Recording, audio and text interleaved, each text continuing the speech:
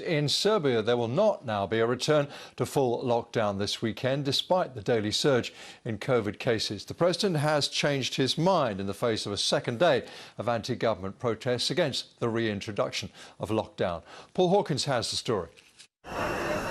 More anger on the streets of the capital, Belgrade.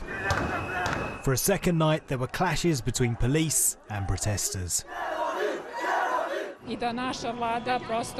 Our government is simply looking after its own interest. The people are just collateral damage.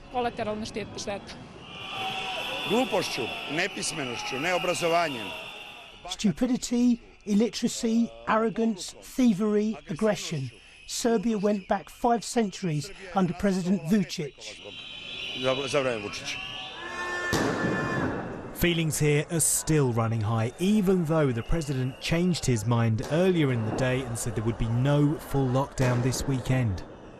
The crisis staff think that there is room to do something else, and that is why they will probably make a decision tomorrow to tighten the measures, but without imposing a curfew.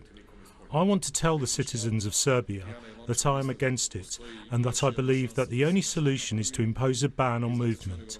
I'm asking people to stay at home to stop the spread of the virus because today is our second worst day in terms of the number of infected we have had.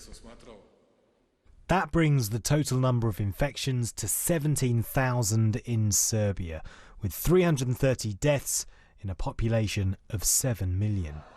The president's critics and the opposition blame him. They say the initial lockdown was lifted too quickly at the start of May to hold parliamentary elections, which were won by his party. Irresponsible behaviour of the regime towards human health is the reason for the spread of the coronavirus, all with the aim of holding false elections.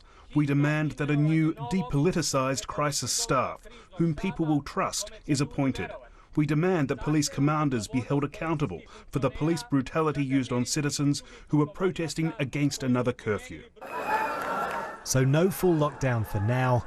Whether it appeases the protesters remains to be seen. Paul Hopkins, BBC News.